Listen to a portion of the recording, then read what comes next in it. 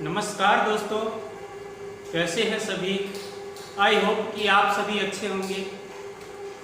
जैसा कि हम पिछली कक्षा के अंदर हिंदी व्याकरण से टॉपिक रिलेटेड के बारे में, भाषा के बारे में अध्ययन किया था, तो आपको बता दें कि व्याकरण होती है भाषा को शुद्ध लिखना व शुद्ध उच्चारण करना ही व्याकरण कहलाता है। कि भाषा का शुद्ध लिखना व शुद्ध उच्चारण करना ही व्याकरण कहलाता है। तो व्याकरण के अंग होते हैं। आज हम बात करते हैं, आज का हमारा टॉपिक रहेगा वर्ण विचार। ठीक है, तो आज हम वर्ण विचार के बारे में पढ़ेंगे। तो उससे पहले अपन एक व्याकरण के अंग के बारे में पढ़ते हैं। व्याकरण के अंग। व्याकरण के अंग 3 प्रकार के होते हैं। कितने प्रकार के होते हैं? 3 प्रकार के होते हैं। कौन कौन से होते हैं? एक होता है वर्ण, नंबर 2 शब्द और नंबर 3 वाक्य। ठीक है, नंबर 1 वर्ण, नंबर 2 शब्द और नंबर 3 वाक्य। ठीक है, तो आज हम बात करने वाले हैं नंबर 1 टॉपिक के ऊपर। आज हम बात करने वाले हैं वर्ण विचार के बारे में कि वर्ण विचार क्या होते हैं, वर्ण किसे कहते हैं, ये कितने प्रकार के होते हैं। तो इसके बारे में अपन विस्तार से अध्ययन करने वाले हैं। ठीक है, तो वर्ण विचार एक ऐसा टॉपिक है कि हर कंपटीशन एग्जाम के अंदर यहाँ से क्वेश्चन बनते हैं और इसको अपन विस्तार से अध्ययन करने वाले हैं। तो अब देखिए, आज का जो हमारा टॉपिक रहेगा वो होगा वर्ण विचार। ठीक है,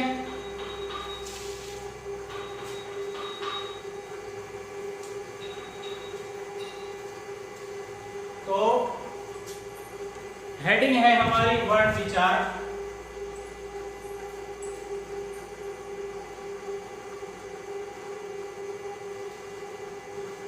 वर्ण विचार, वर्ण किसे कहते हैं? वर्ण किसे कहते हैं? सबसे पहले अपन विकास क्रम के बारे में पढ़ लेते हैं। कि आपको बता दें कि सबसे पहले होती है ध्वनि।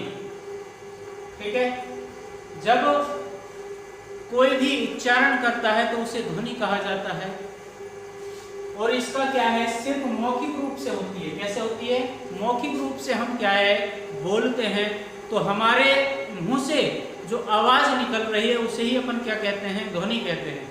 ठीक है, तो इसको यदि अपन इसकी डेफिनेशन बोलें तो हो सकती है कि भाषा की मौखिक रूप से, भाषा की मौखिक रूप से सबसे छोटी इकाई को ध्वनि कहा जाता है। क्या कहा जाता है? कि भाषा की मौखिक रूप से सबसे छोटी इकाई को ध्वनि कहते हैं। ठीक है, उसके बाद में बात करते हैं, आता है वर्ण, उसके बाद में आता है शब्द और उसके बाद में आता है वर्ण। ठीक है, ये भाषा का विकास क्रम है। सबसे पहले ध्वनि, उसके बाद में ध्वनियों से क्या मिलकर बनती है? वर्ण बनता है। वर्णों से मिलकर के शब्द बनते हैं और शब्दों से मिलकर के वाक्य बनते हैं। ठीक है, तो इनकी डेफिनेशन क्या होगी, तो इसके बारे में अपन देख लेते हैं कि भाषा की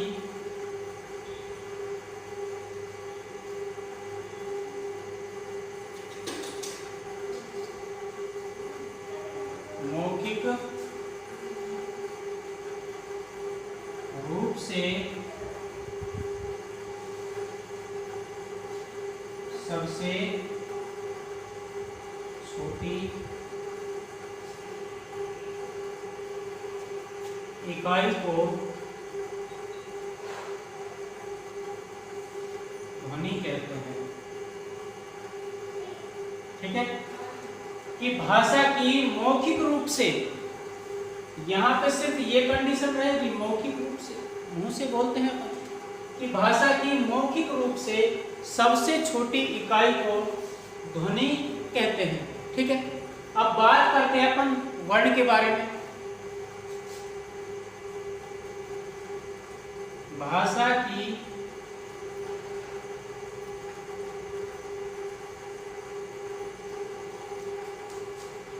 लिखित रूप में सबसे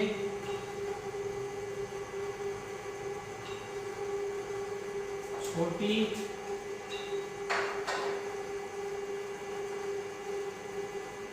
इकाई को, भाषा की लिखित रूप में सबसे छोटी इकाई को वर्ण कहा जाता है। वर्ण कहा जाता है। ठीक है, नेक्स्ट अपन बात करते हैं शब्द के बारे में। शब्द को अपन एक पद भी बोल सकते हैं। ठीक है, भाषा की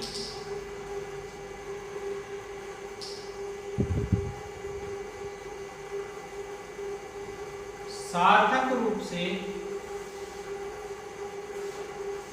भाषा की सार्थक रूप से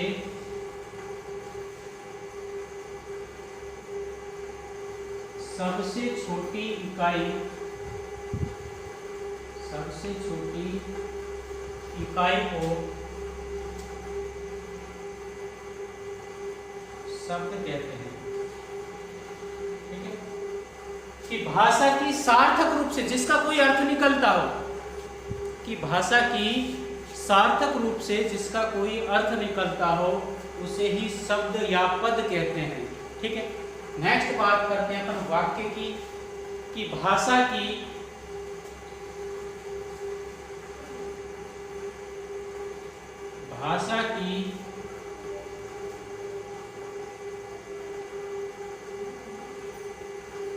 भावार्थ रूप से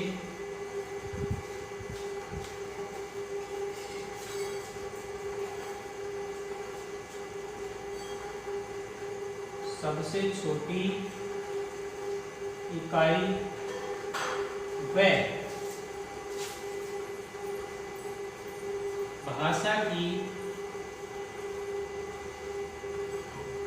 सबसे बड़ी इकाई को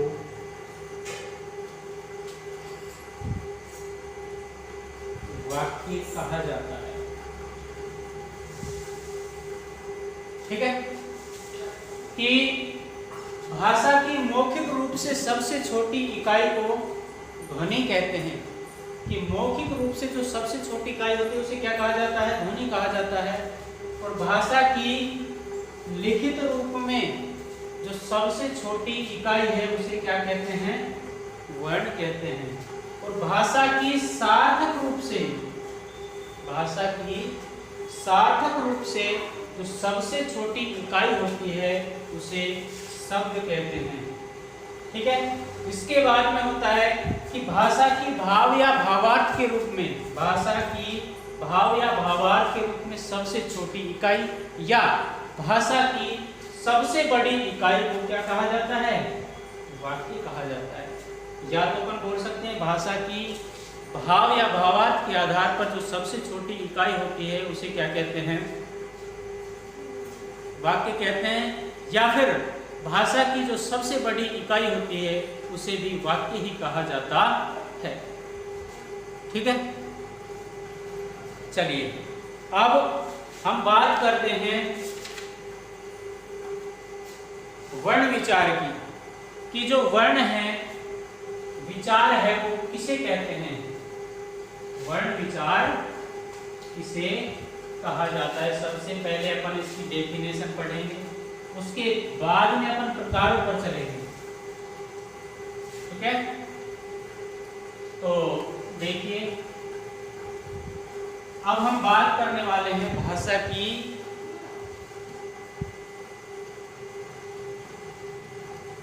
वर्ण विचार की डेफिनेशन के बारे में। तो वर्ण विचार की डेफिनेशन क्या होगी कि भाषा का शुद्ध लिखना व शुद्ध उच्चारण करना,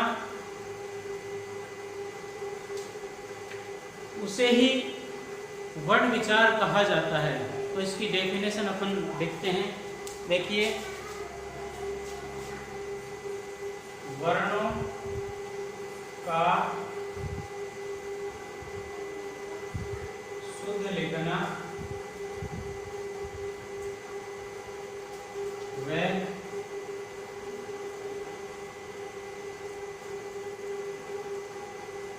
शुद्ध उच्चारण का ज्ञान प्राप्त करना वर्ण विचार कहलाता है। वर्ण विचार कहलाता कि भाषा का शुद्ध लिखना व शुद्ध उच्चारण करना ही वर्ण विचार कहलाता है। ठीक है, अब देखते हैं वर्ण। आपको बता दें, वर्ण होते हैं, जैसे मान लीजिए मैंने लिखा के, तो ये क्या है, अपने आप में वर्ण है। क्या है ये? वर्ण है। ठीक है, तो वर्ण होते हैं जो कितने प्रकार के होते हैं, सबसे पहले अपन इनके बारे में पढ़ेंगे। देखिए, वर्ण क्या होते हैं? वर्ण दो प्रकार के होते हैं। नंबर 1 होता है स्वर, नंबर 2 होता है व्यंजन। वर्ण कितने प्रकार के होते हैं? 2 प्रकार के होते हैं। एक होता है स्वर, एक होता है व्यंजन। ठीक है, स्वर कौन से होते हैं और व्यंजन कौन से होते हैं, तो इनके बारे में अपन चर्चा करते हैं। जो स्वर होते हैं वो अपने आप में स्वतंत्र होते हैं। कैसे होते हैं? स्वतंत्र होते हैं। ठीक है, तो इसका मतलब जो व्यंजन होंगे वो स्वतंत्र नहीं होंगे, ये स्वतंत्र नहीं होते। ठीक है, स्वर स्वतंत्र होते हैं और व्यंजन स्वतंत्र नहीं होते। ये क्या है? व्यंजन होते हैं, वो स्वरों की सहायता लेते हैं। किसकी सहायता लेते हैं? स्वरों की सहायता लेते हैं। ठीक है, स्वर ये क्या होते हैं? स्वतंत्र होते हैं, अर्थात किसी की सहायता नहीं लेते हैं, यानी कि सहायता नहीं लेते, अपने आप में स्वतंत्र होते हैं। जैसे मान लीजिए मैंने लिखा ए, तो ए अपने आप में स्वतंत्र होता है। यदि मैं लिखूं कै, तो कै में भी क्या है? कै तो व्यंजन है, लेकिन इसमें क्या है? ए जुड़ा हुआ है, इसमें स्वर जुड़ा हुआ है, अर्थात ये क्या है? स्वरों की सहायता से ही बोले जाते हैं। इसी वजह से इनको क्या कहा जाएगा? व्यंजन कहा जाएगा। ठीक है, स्वतंत्र नहीं होते हैं और ये क्या है? सहायता लेते हैं। ठीक है, वर्ण होते हैं 2 प्रकार के होते हैं, स्वर होते हैं और व्यंजन। स्वर क्या है? अपने आप में स्वतंत्र होते हैं, ये सहायता किसी की भी नहीं लेते हैं उच्चारण करते समय। व्यंजन होते हैं, ये अपने आप में स्वतंत्र नहीं होते हैं और उच्चारण करते समय ये स्वरों की सहायता लेते हैं, इसीलिए इसको क्या कहा गया है? व्यंजन कहा गया है। ठीक है, अब बात करते हैं अपने वर्ण की परिभाषा के बारे में।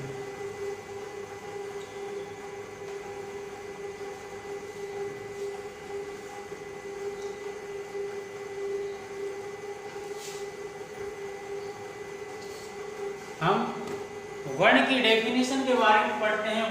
वर्ण की डेफिनेशन मैं वैसे लिख चुका हूं कि वर्ण होती है भाषा की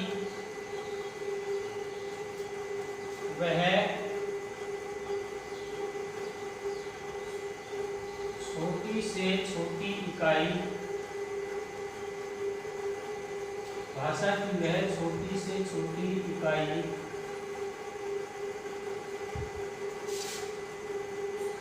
जिसके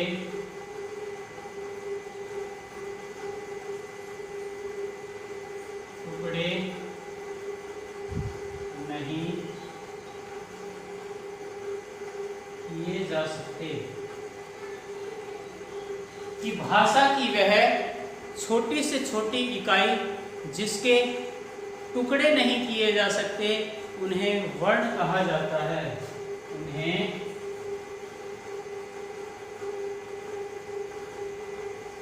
वर्ण कहा जाता है।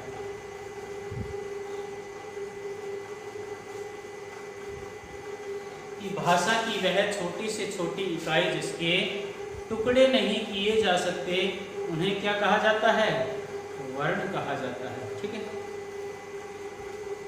अब बात करते हैं वर्णों की प्रकार के बारे में। ठीक है, वर्ण से पहले प्रकार से बारे में एक बात परिभाषा लिख लेते हैं वर्णमाला की। कि वर्णमाला भी पूछी जा सकती है। कई बार एक कॉम्पिटिशन शायद अभी का कौन सा एग्जाम था उसमें पूछा गया था कि वर्णमाला किसे कहते हैं। कि वर्णों का व्यवस्थित रूप को ही वर्णमाला कहते हैं। क्या कहते हैं?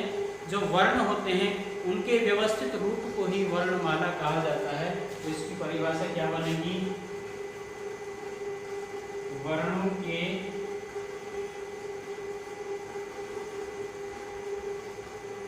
व्यवस्थित रूप को ही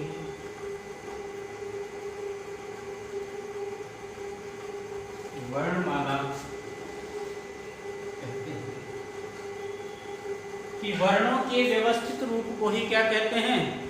वर्णमाला कहते हैं। ठीक है, तो अब बात करते हैं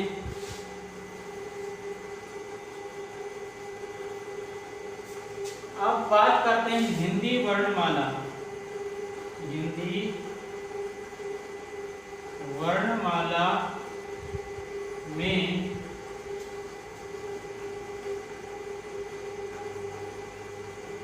वर्ण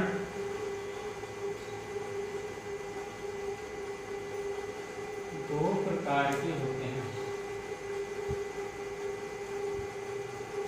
हिंदी वर्णमाला में जो वर्ण होते हैं वो कितने प्रकार के होते हैं? दो प्रकार के होते हैं। कौन कौन से होते हैं? नंबर 1 स्वर और नंबर 2 व्यंजन। कितने प्रकार के होते हैं? दो प्रकार के होते हैं। नंबर 1 होता है स्वर और नंबर 1 होता है व्यंजन। अब हम बात करते हैं स्वर किसे कहते हैं, स्वर कितने प्रकार के होते हैं, इनके बारे में अपन विस्तार से अध्ययन करेंगे। ठीक है, अब बात करते हैं स्वर किसे कहते हैं। स्वर किसे कहते हैं?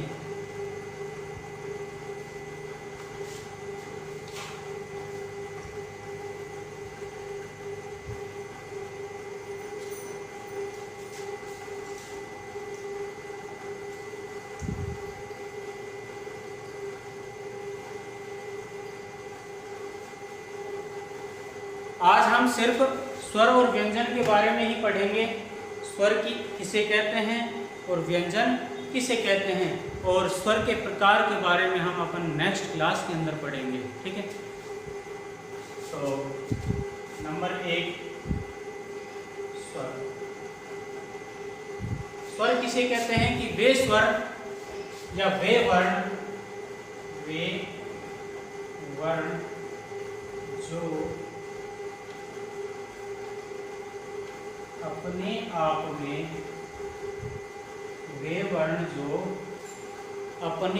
में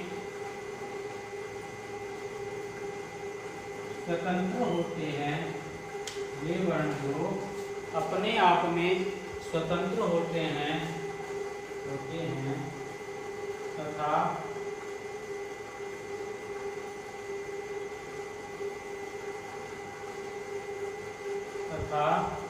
उच्चारण करते समय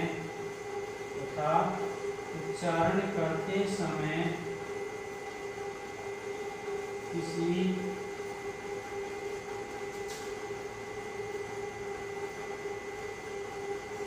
दूसरे की सहायता नहीं लेते हैं, उन्हें स्वर कहा जाता है। उन्हें स्वर कहा जाता है। यानी कि वे वर्ण जो अपने आप में स्वतंत्र होते हैं तथा उच्चारण करते समय किसी दूसरे की सहायता नहीं लेते हैं, उन्हें स्वर कहा जाता है। जैसे अपन देख सकते हैं, जैसे ए, ई, यानी कि ये अपने आप में स्वतंत्र होते हैं, ठीक है, किसी दूसरे की सहायता नहीं लेते हैं, ठीक है। अब बात करते हैं अपन व्यंजन के बारे में, क्योंकि स्वर के प्रकार भी होते हैं और व्यंजनों के प्रकार भी अलग अलग प्रकार के होते हैं। ये कौन से होते हैं, कितने प्रकार के होते हैं, उनके बारे में अपन नेक्स्ट क्लास के अंदर पढ़ेंगे। तो अब सिर्फ हम इतना ही पढ़ते हैं कि स्वर किसे कहते हैं। वे वर्ण जो अपने आप में स्वतंत्र होते हैं तथा उच्चारण करते समय किसी दूसरे की सहायता नहीं लेते हैं, उन्हें स्वर कहा जाता है, ठीक है। तो अब हम बात करते हैं नंबर 2, व्यंजन। व्यंजन किसे कहते हैं, सेम परिभाषा हो जाएगी, थोड़ा सा डिफरेंस है बस, कि वे वर्ण जो अपने आप में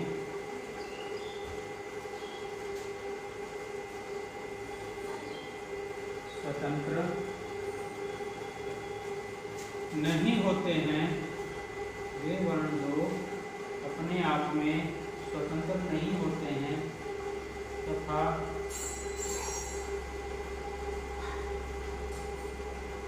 उच्चारण करते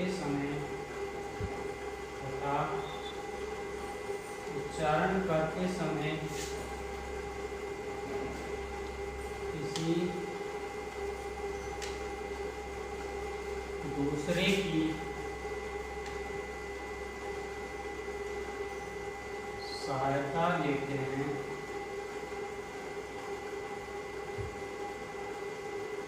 उन्हें व्यंजन कहा जाता है।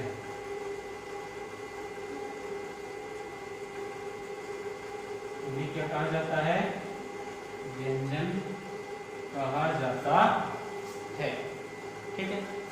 जैसे